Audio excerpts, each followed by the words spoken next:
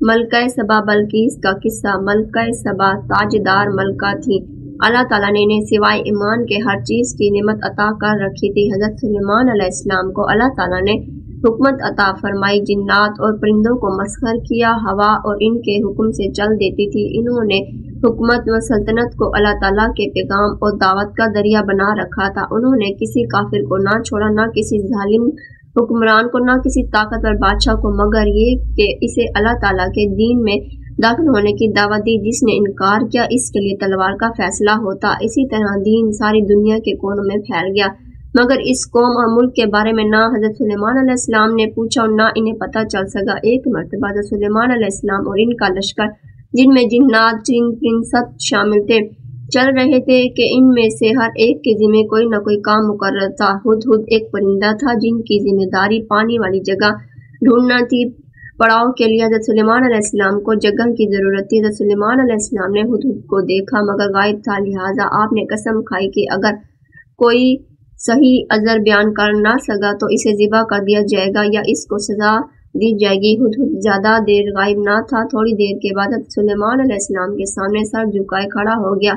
حضرت سلیمان علیہ السلام نے سزا دینے سے پہلے غائب ہونے کی وجہ پوچھی تو ہدہد نے باخبر زبان سے کہا کہ میں ایسی بات معلوم کر کے آیا ہوں جو آپ کو معلوم نہ تھی، اور میں آپ کے پاس قبیلہ سبا کی یقینی خبر لے کر آیا ہوں۔ یہ ہدہد کی تاخیر کی وجہ معقول ہے کہ میں پرندہ یمن میں سبا کی طرف گیا اور وہاں سورج کی عبادت کرنے والی ایک قوم کو دیکھا جن کی حکمران ایک عظیم الشان خاتون تھی جسے اللہ تعالیٰ نے دنیا کی ہر نعمت سے نوازا تھا اور اس کا ایک بڑا تخت بھی تھا۔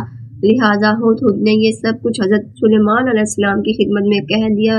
میں نے ایک عورت کو دیکھا جو ان کی حکمران ہے اور اسے ہر چیز ملی ہے، اس کا ایک بڑا تخت ہے۔ میں نے اس کو اس کی قوم کو سورج کی سجدہ کرتے ہوئے دیکھا بجائے اللہ تعالیٰ کے، اور شیطان نے ان کے اعمال اور ان کے لیے مزین کر دیے اور انہیں سیدھے راستے سے روک دیا اور وہ ہدایت پر نہیں۔ ہدہد نے کہا وہ کیوں اللہ کو سجدہ نہیں کرتے جو نکلتا ہے آسمانوں اور زمین میں، اور وہ جو جانتا ہے جو کہ تم چھپاتے ہو اور وہ ظاہر کرتے ہو۔ اللہ کے سوا کوئی معبود نہیں جو عرش عظیم کا مالک ہے۔ حضرت سلیمان علیہ السلام اور اس عجیب بات سے گھبرا گئے، مگر انہوں نے پرندے کی بات پر یقین نہ کی بلکہ فرمایا کہ ہم تیری بات کی سچ و جھوٹ کی تحقیق کریں گے۔ اگر بات صحیح اور سچ ہے تو میرا خط لے کر ان کو پہنچا دے، پھر انتظار کرو کہ وہ آپس میں کیا کہتے ہیں۔ تو وہ دور ہٹ کر دیکھا کر وہ کیا کہتے ہیں۔ لہٰذا یہ پرندہ قاصد بن کر اڑا پڑا اور حضرت سلیمان علیہ السلام کی طرف سے دعوت حق کا کلمات اللہ کے لیے جاری رہا، یہاں تک کہ اس پرندے نے ملکہ بلقیس کے سر پر وہ خط ڈال دیا۔ جب ملکہ اپنی نیند سے بیدار ہوئی تو اس خط کو دیکھ کر گھبرا گئی کہ یہ خط اتنے حفاظتی انتظامات اور قلعہ بند کے باوجود کیسے آ گیا اور اسے کون ڈال گیا اور اس کے خاص کمرے میں کیسے پہنچ گیا۔ یقیناً وہ کوئی بڑی طاقت اور قدرت والا شخص ہے۔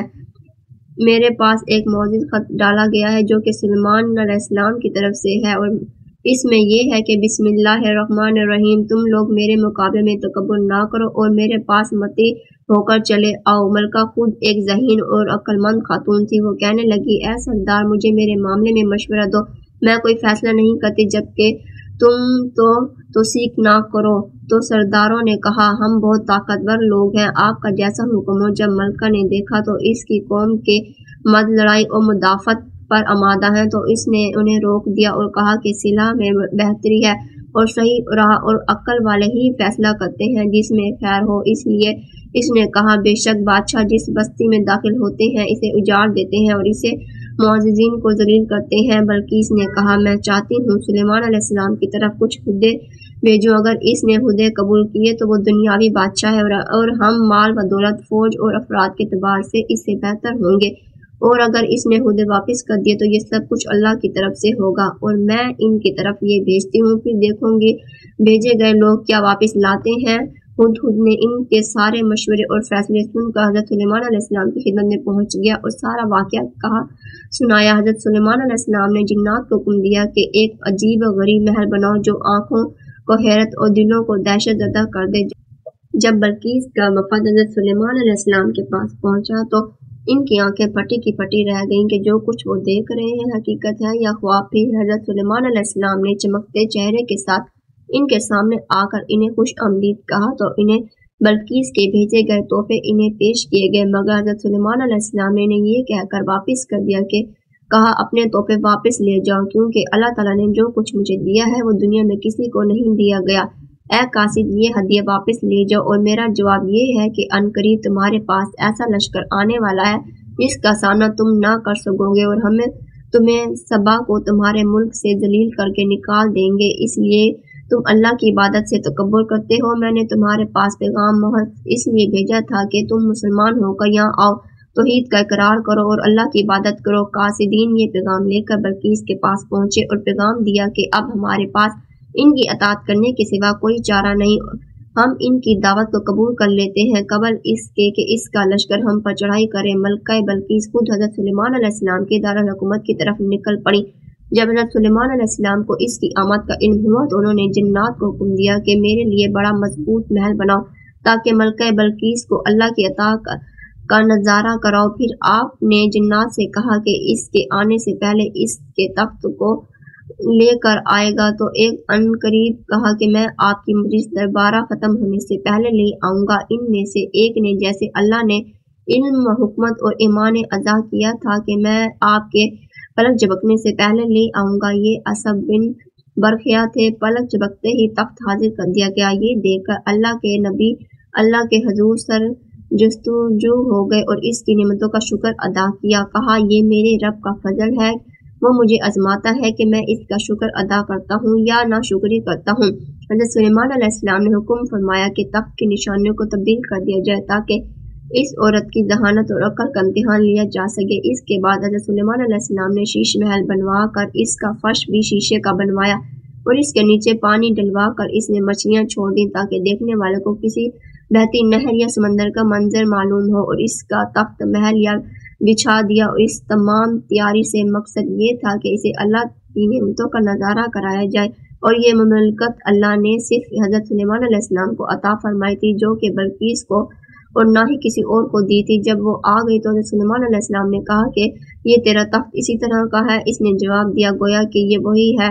इसने अपनी जहानत का सबूत इस तरह दिया कि इसने इस तख्त के अपना होने को नामुमकिन जाना, क्योंकि वो यमन की सरजमीन में छोड़ आई थी। फिर वो महल में दाखिल हुई, लेकिन रास्ते में सारा पानी नजर आया तो उसने तलाश समझकर अपनी पंडालियों से कपड़ा ऊंचा कर लिया ताकि पानी में से गुजर सके। तो सुलेमान अलैहिस्सलाम ने फरमाया, ये सब शीशों से ढका हुआ है। जब मलका बल्कीस ने ये सब कुछ देखा तो इस वक्त दिल ईमान से मामूर हो गया और गफलत के पर्दे हट गए और कहा, मेरे रब ने मैंने अपने ऊपर जुल्म किया और अब मैं ईमान लाई हूँ। सुलेमान अलैहिस्सलाम ने पास अल्लाह ताला पर और इसी तरह ये अजीम खातून अल्लाह ताला के दीन में इखलाक व अनाबत के साथ दाखिल हो गई। ये खातून अपनी सियासत, इंतजाम, मुल्क, शोरा और हुकूमत में बेमिसाल थी और अल्लाह ताला ने एक अक्लमंद औरत के लिए इसकी मिसाल दी है, तो ये अपनी अक्ल और राय में अपनी मिसाल आप थी। इसी अक्ल ने इसे अल्लाह के रास्ते की तरफ हिदायत दी और तौहीद का झंडा इसके मुल्क पर बुलंद करवा दिया। बहरहाल बल्कीस दुनिया के हुक्मरानों में एक मलका और अल्लाह की किताब में एक मिसाल बनी और किताब अल्लाह में इसे शर्फ और बुलंद मर्तबा हासिल हुआ और इज्जत और ताज़ीम की वजह से इसका दिल ईमान और इस्लाम से भर दिया।